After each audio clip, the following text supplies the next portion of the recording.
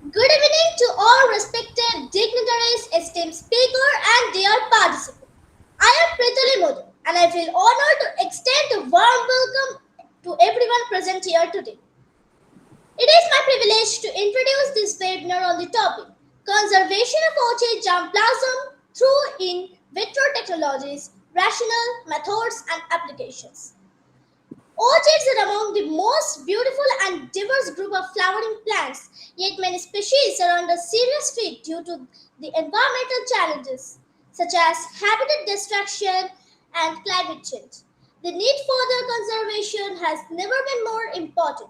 In this regard, in vitro technologies provide innovative and effective solutions for preserving orchid germplasm, ensuring their survival and sustainable use for future generations.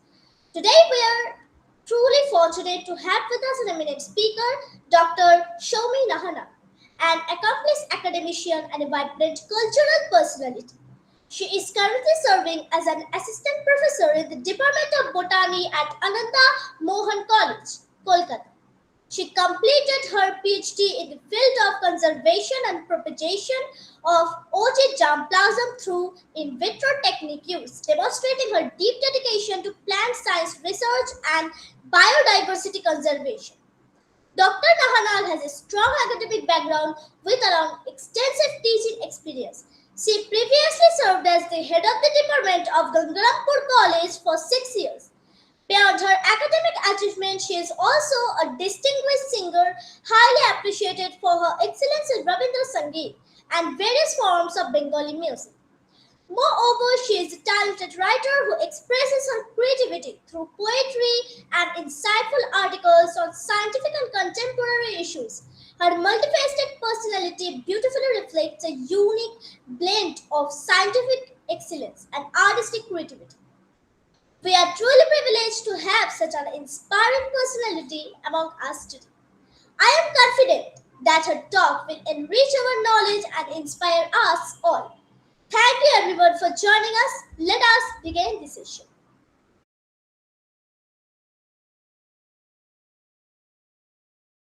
I am now presenting my lecture on conservation of orchid germplasm through in vitro techniques, rationale, methods and applications. So, what are the orchids? These are very attractive flowers, we all know, but we don't have very detailed idea regarding orchids. So, regarding my lecture today, I will focus on some major areas like why orchids are important, why orchids are difficult to conserve, then how in vitro systems solve key bottlenecks, and where the field is heading. Now, diversity of orchids. These are some very popular showy orchids like Cymbidium albuenum, Cymbidium lovianum, and here some cultivated species of Cattleya.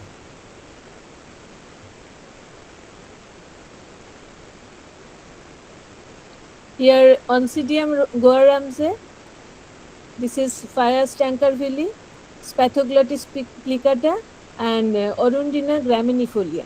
All these are popular orchids, and these are native orchids of mostly northeast Himalaya region. Here are some Dendrobium species. These are wild orchids like Dendrobium parishii, Dendrobium nobili, Dendrobium chrysotoxum. This is Phalaenopsis. This is Rhynchostylis retusa. This is very common, and it is popularly used in Bihu festival of Assam. And this is Papilionanthe teres, previously being known as Vanda teres. So, Orchidaceae family, this is the second largest family of flowering plants. It comes under Asteraceae. This is a dicot family, but this Orchidaceae is the largest family among monocots, with about 880 genera and a total of 29,199 species identified, and they are worldwide in their distribution. So, orchids are cosmopolitan plants. That means they are present in most of the habitat possible around the world, and this is found in almost all habitats on Earth except for glaciers and dry, cold deserts. It is found in all continents except Antarctica. They grow in a wide range of climates from tropical rainforests, grasslands to semi-desert regions near the uh, near the seashore and alpine regions. Diverse environments such as mountains can provide more opportunities for species diversification because they grow in every possible habitats. They are facing different climatic variations. That's why their diversity is very high.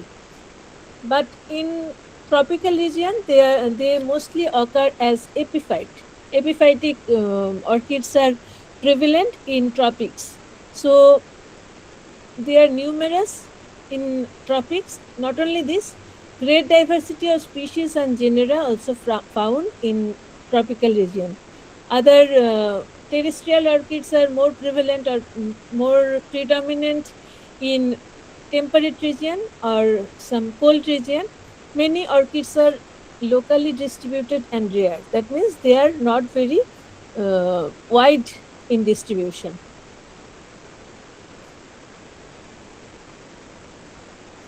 Now, in India, distribution of orchids are like this. About 1100 species are found, which include 314 species that are endemic to this region only. That means they grow only in India.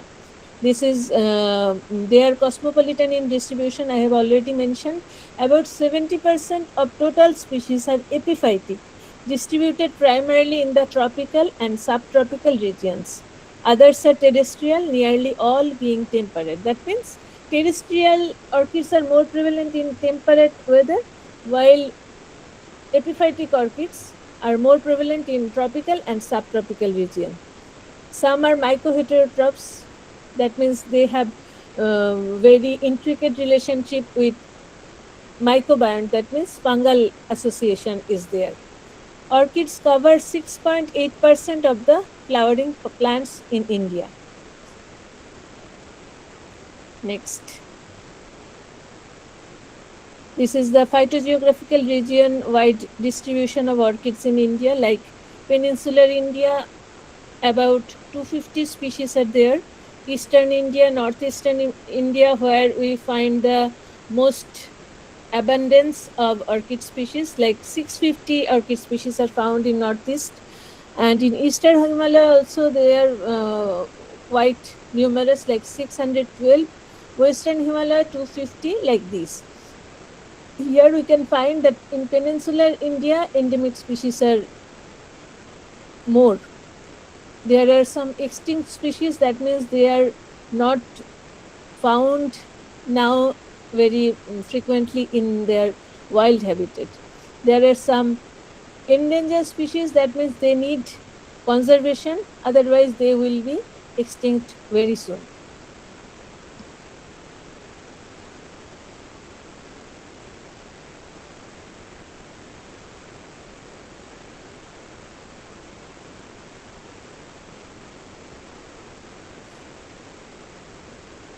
Sorry.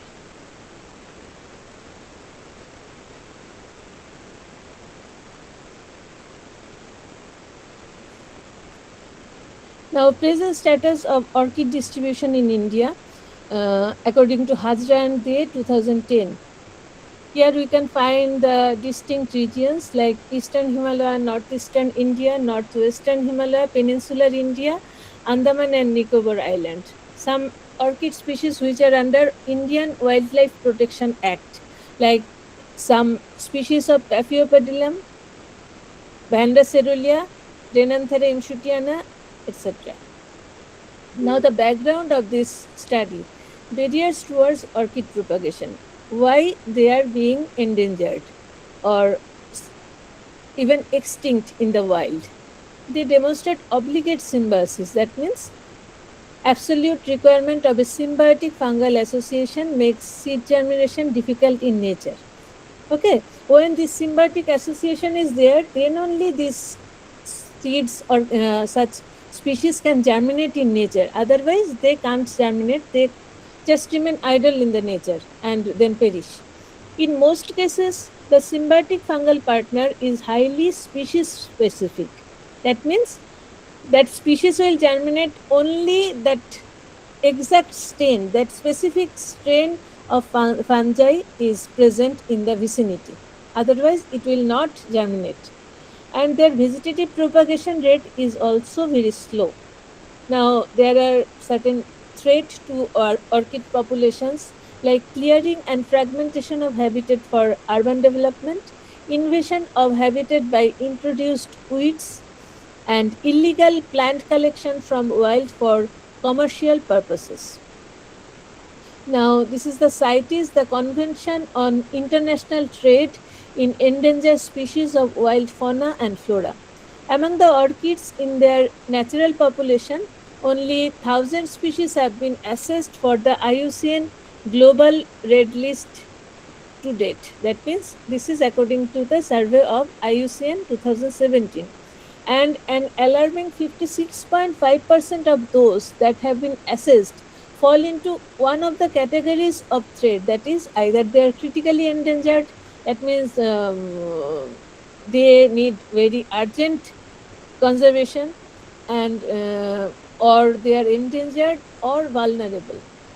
All orchids have been included in their entirety in appendices 1 and 2 of the CITES in 2017 to ban illegal trade.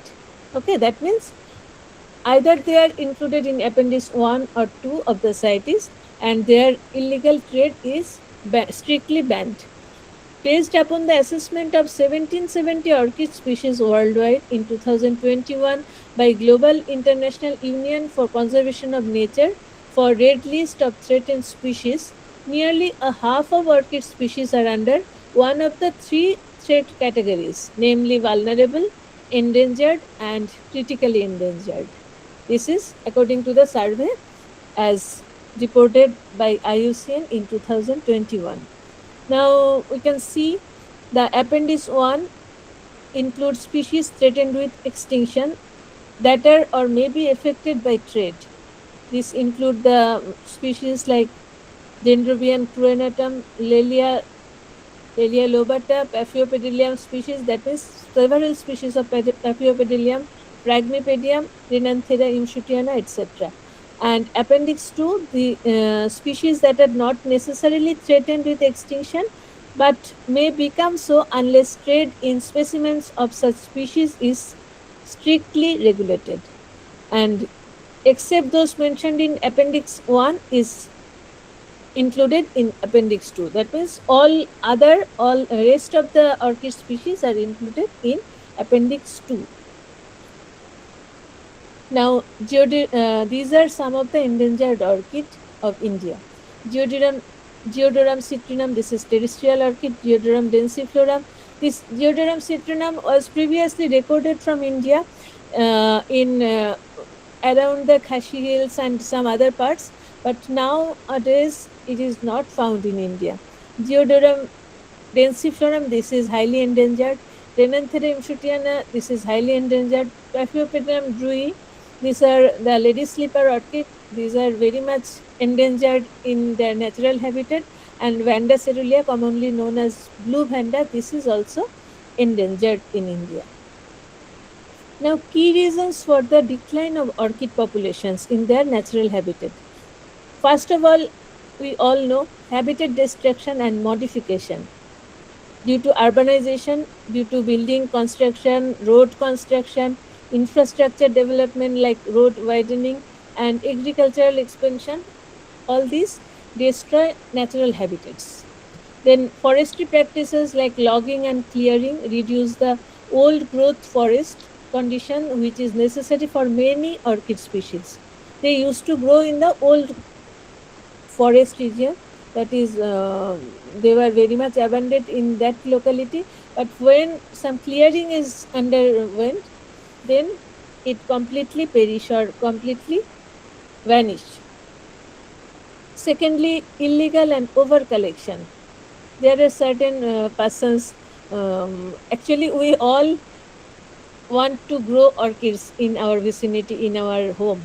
So, unsustainable harvesting from the wild by hobbyists, that is private collection, and illegal traders, that is for commercial trade, is a major threat. Orchids are highly sought after for their ornamental importance, food importance, pharmaceutical importance, and medicinal value. Next is the climate change. We all know rising temperature and shifting habitats threaten species, particularly at low elevation. Climate change impacts include increased drought, wildfire, and reduced suitability of existing habitat. So then the habitats become unsuitable for their growth and sustainable development. Next is the specialized symbiotic relationship. Many orchids rely on specific mycorrhizal fungi and insects for pollination. Disruption of these relationships prevents germination and reproduction. That means they are they needs highly species specific mycorrhizal fungi. When they are not present, then symbiotic association is not there. Then their growth and germination is largely affected. And another thing, their insect pollination mechanism is also very much specific. Next point is invasive species and grazing. Invasive plants can outcompete native orchids. When some invasive species are there, that is introduced from some other region, they dominate and they affect harmfully the existing flora, and orchid becomes vulnerable. While livestock grazing destroys terrestrial orchid population, they are continuously growing in the substratum and they are largely affected. Next is small population dynamics. Fragmented populations suffer from reduced seedling recruitment and lower viability. So the major threats to biodiversity, not only for orchids but for many plants, we can see the primary drivers are like this: habitat loss, that is thinning, fragmenting, or outright destruction of an ecosystem's plant, soil, sorry, hydrologic and nutrient resources. Invasive species, overexploitation, pollution, climate change associated with global warming. And influencers are human population growth, increasing consumption, reduced resource efficiency. So all this results into biodiversity loss. For orchids also, all these effects. Now, major threats to wild orchids: habitat destruction, modification, and fragmentation, wildfire, and some destruction, and urbanization. They affect them. Unscrupulous and unsustainable, often illegal harvesting from their natural habitat for horticultural, amateur collection, and consumable orchids.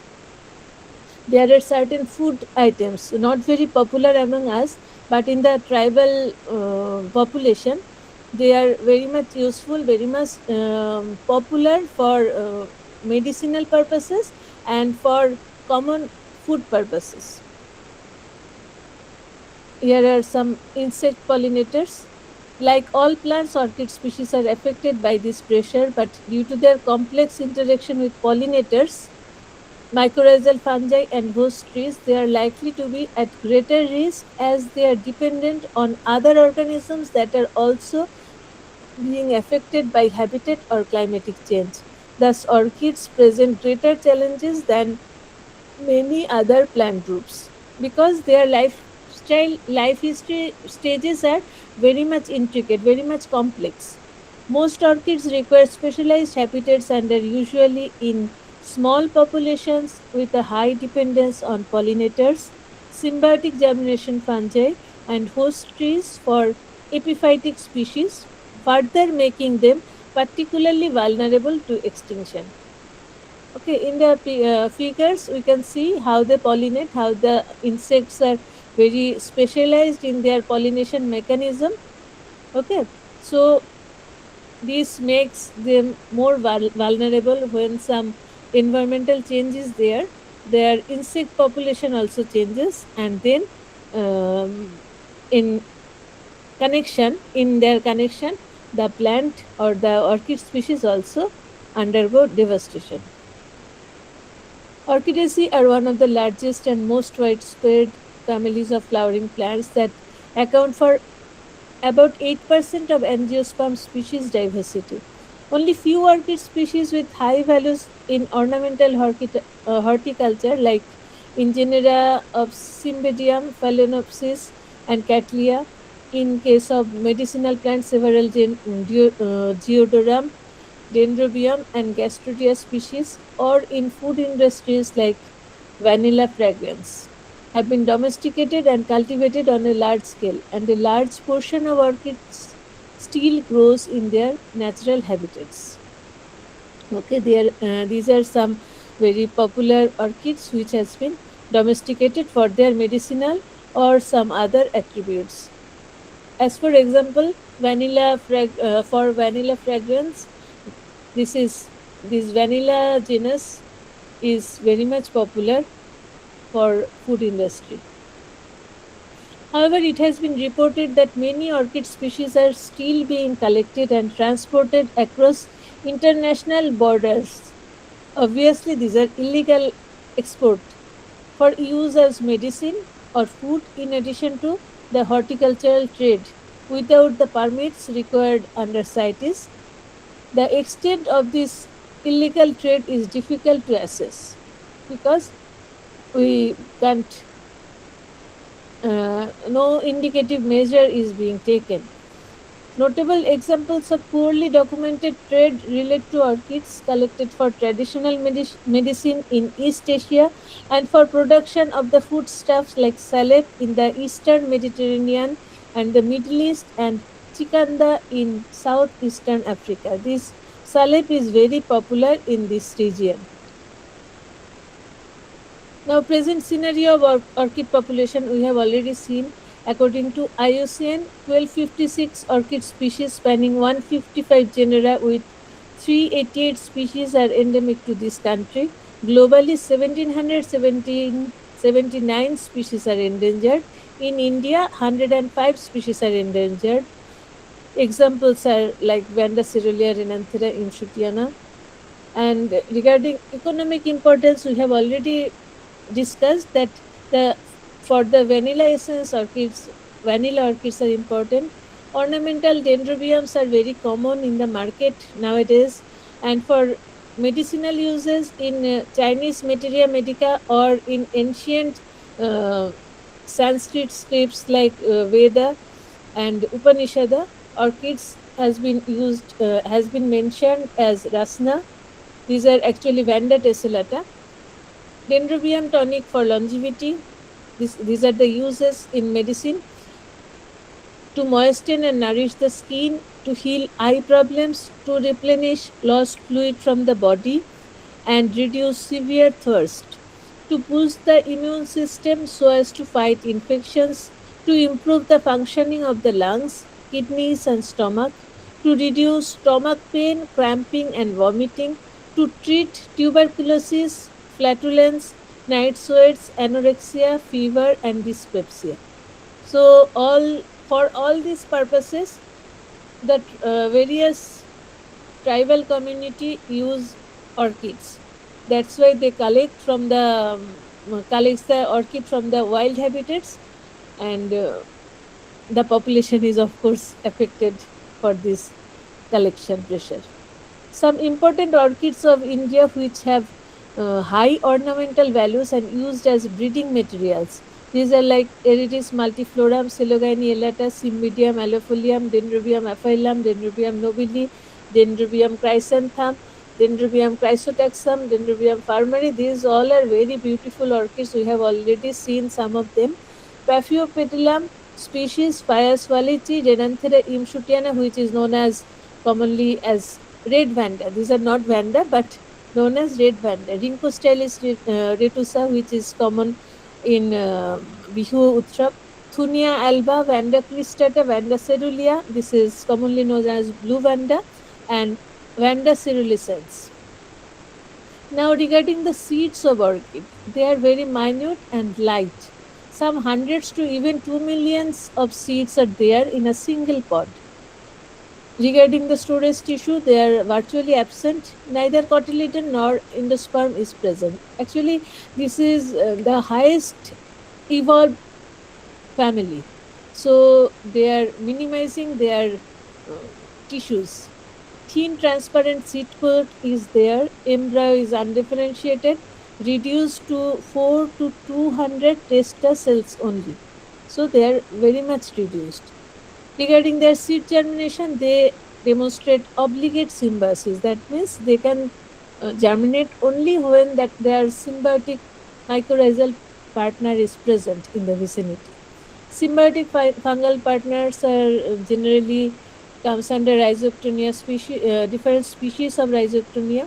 Complete nutrition, carbon source, minerals, vitamins, hormones, and enzyme precursors are provided from their association with the fungal partner. In most cases, the symbiotic fungal partner is highly species specific. Species specific. So, this is very important. Now, absolute dependence on mycorrhizal fungi. The minute seeds of the orchids lack endosperm, which is the nutritive tissue that sustains embryo development and seed germination. The orchid seeds need to associate with mycorrhizal fungi, which help the seed absorb water and nutrients and convert cellulose and other complex molecules in the substrate into simple sugars needed by the orchid to germinate. Thus, they are dependent on mycorrhizal fungi to complete their life cycle in situ. That means in the wild or natural condition.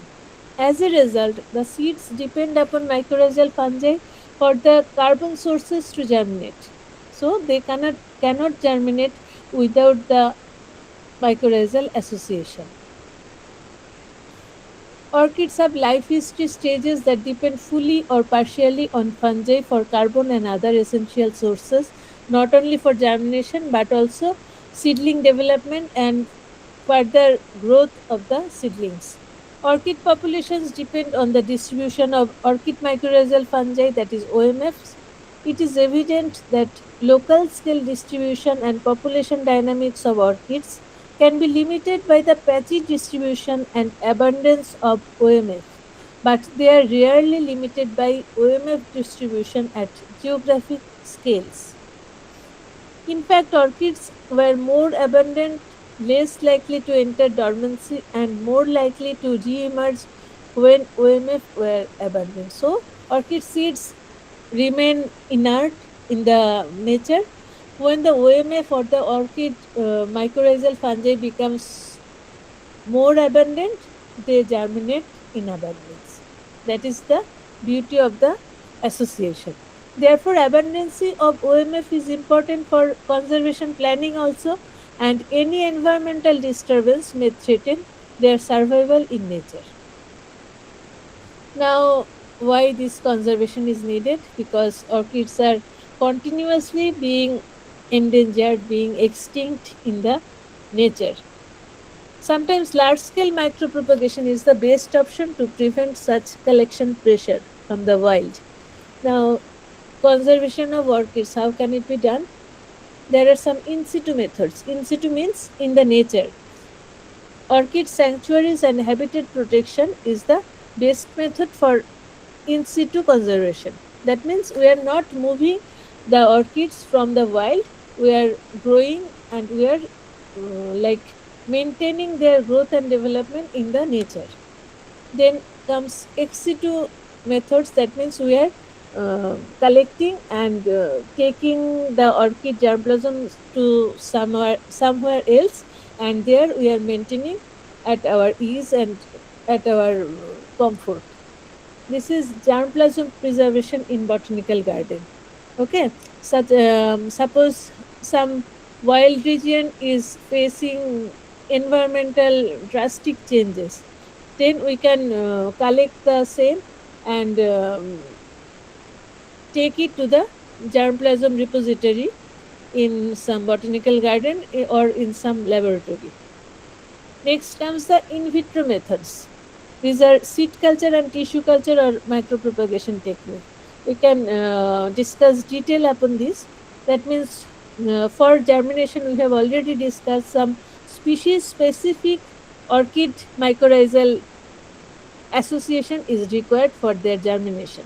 So there 100 years ago, not 100, 120 years ago, there were some roots, there was some scientific invention or discovery rather, that they found that orchids when are some orchid seeds when are growing near or mycorrhizal association, they are growing, but when the mycorrhizal association is not there, they fail to germinate. Then to bypass the symbiotic association, they they collected the seeds and then tried to germinate in the laboratory. Then comes the in vitro methods. That means the seed germination was there in presence of mycorrhizal association, but bypassing the mycorrhizal association, they provided the seeds, the germinating seed, with some materials, some elements, and some organic components, which or inorganic salts also, minerals, nutrients, etc., which provided their nutrition which is required for their germination. This is the in vitro method for seed culture and also for tissue culture or micropropagation. That means they are taking the explant to the lab and growing over there. Now, in vitro seed germination workflow, how they are doing this.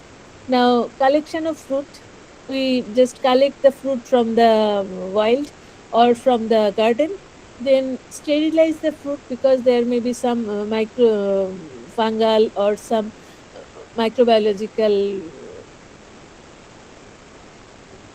content.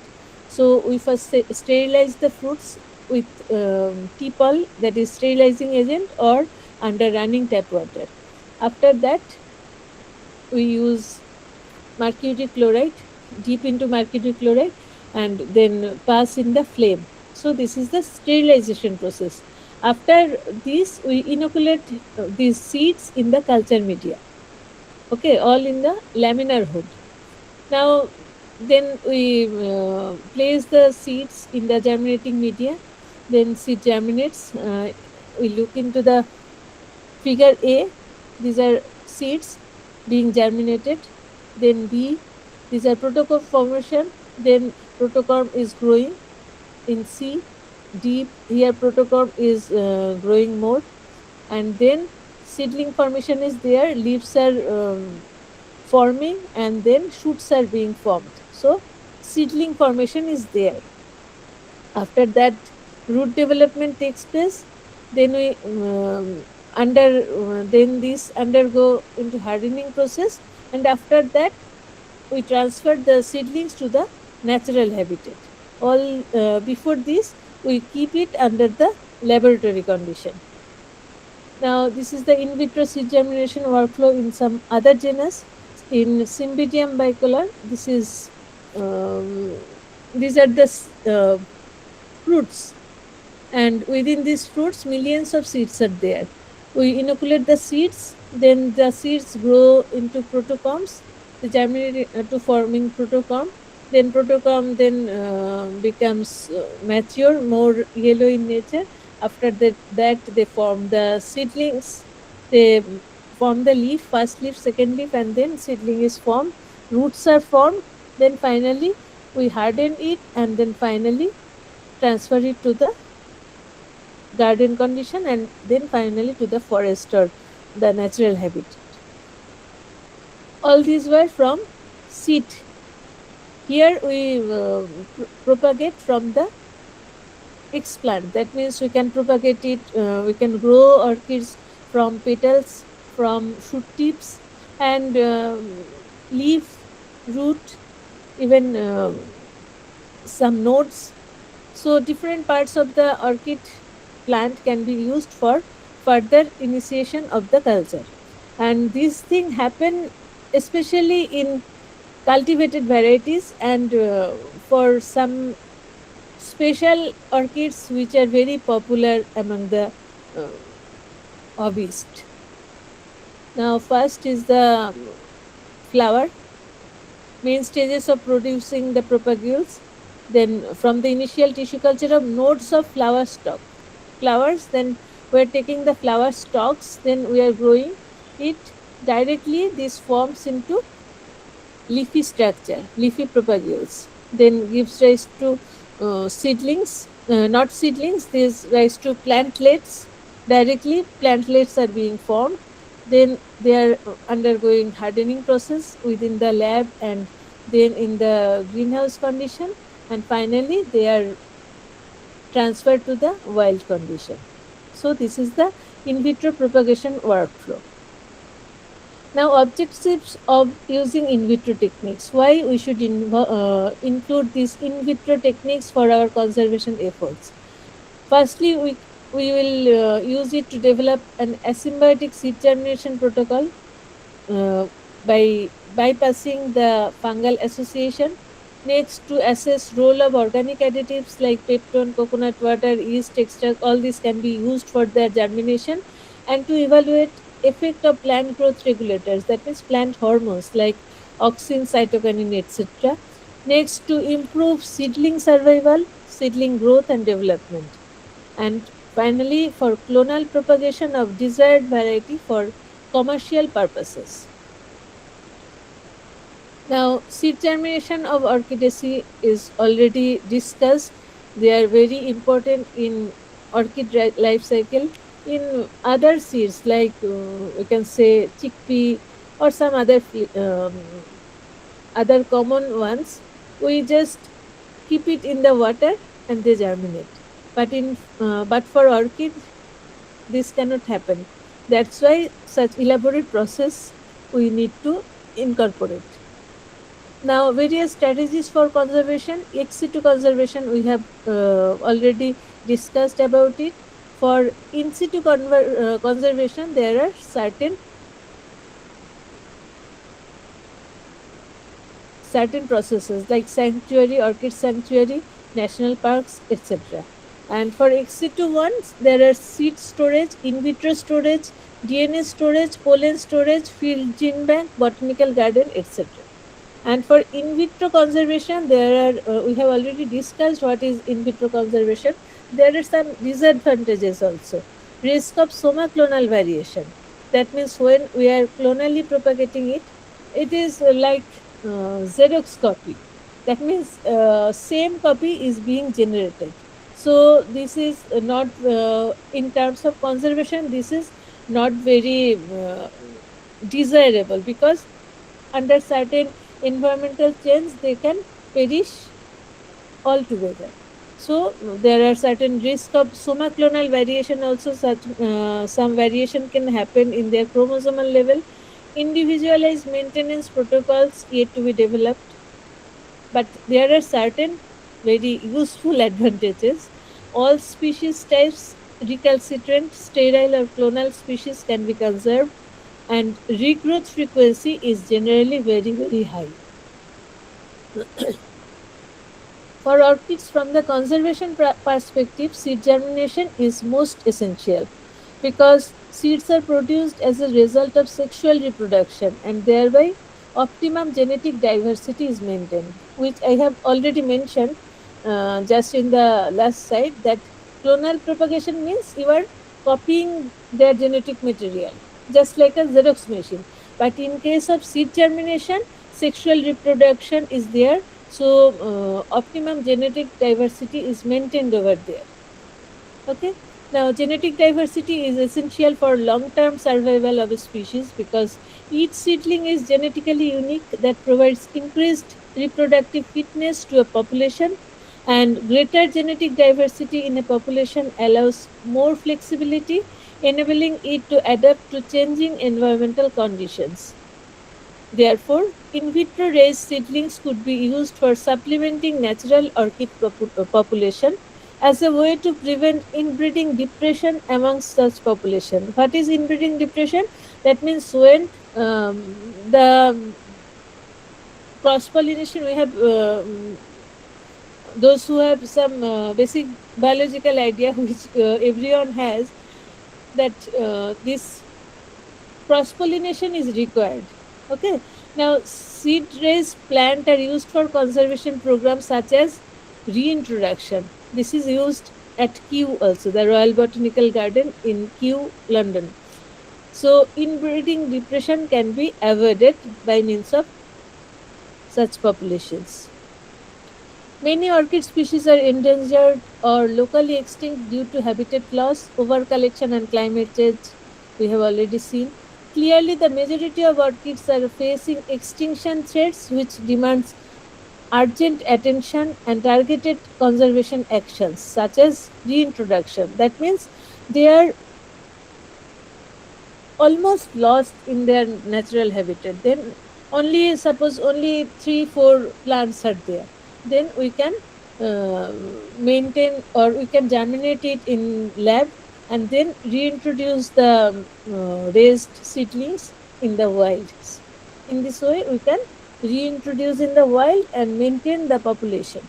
Reintroduction means the controlled placement of plant individuals of an endangered species into its natural habitat or managed ecological area to re-establish populations in the wild. Reintroduction helps restore ecological balance and preserve biodiversity. Orchids play critical roles in ecosystems as indicators of health and in pollination networks. Now, key steps to reintroduce orchids. Number one is species selection. Prioritize locally extinct or endangered species. So, we will work in the local level. Site selection. Choose habitat with suitable conditions for growth and survival. Preparation, laboratory propagation of orchids. Then establishment of fungal symbiont. Okay, we have to establish fungal symbiont also, because otherwise they can grow in the wild. Then reintroduction, planting orchids in prepared sites, then monitoring, long-term observation to ensure survival and reproduction. That means we are taking when the species are very much endangered or almost extinct, then we can collect some explant, then grow, germinate and grow within our lab. After that, we can reintroduce in the wild habitat. Side by side, we have to also reintroduce the fungal symbiont, because fungal symbiont is not only useful for their germination, but they are obligatory in their association for further life history stages, that like seedling growth, seedling development, and further association is required. Now, there are some case studies of orchid reintroduction. Seed germination after reintroduction in their wild natural habitat. Seedling growth and maturation. Next, flowering and fruit set is there, and spontaneous seedling establishment is there. Now, these are the orchid reintroduction stories. This is the wild scenario. Now, propagation techniques are already there. We have discussed already. Now, role of mycorrhizal fungi, we have seen that challenges are there. Identifying suitable fungal partner for each orchid species may be very difficult. Criteria for site selection will be there. Habitat requirement, presence of fungal partner, accessibility, historical range of the species we have to evaluate. Challenges of orchid reintroduction. Environmental challenges are there. Degraded habitats and climate change is the point. Then biological challenges like dependency on fungi and specific pollinators. So we have to check whether fungi is there, or we have to reintroduce the fungi, and specific pollinator we have to see, we have to check whether they are present. Anthropogenic threat, illegal harvesting and land use changes are to be considered, and monitoring high cost and long timelines for observing success. Now, success stories of orchid reintroduction program. We'll briefly discuss some programs like reintroduction of Cypripedium calceolus in Europe, restoration in protected reserves with long-term monitoring. This population becomes very minimum. That means only 3-4 plants were there, but scientists have restored in their region by reintroduction program, successful reintroduction program. Next, success stories of orchid reintroduction programs in Asia. Successful lab propagation and reintroduction into secondary forest. This is the case study of Phalaenopsis species. Okay, we can see here from the wild, it was taken to lab, then grown, and then finally reintroduced to the, here is the tagging, reintroduction took place in its natural region. Collaboration between botanists, conservationists, and local communities is essential for such reintroduction programs. Restoration of endangered orchid species like Dendrobium moniliforme was successfully accomplished in Korea. Now, challenges of reintroduction program. Orchid reintroduction and successful re-establishment of the newly introduced orchid plants require a successful mycorrhizal interaction in its habitat. We have already mentioned that we have to, sometimes we have to introduce the mycorrhizal association also, but we have to check whether successful association is being accomplished.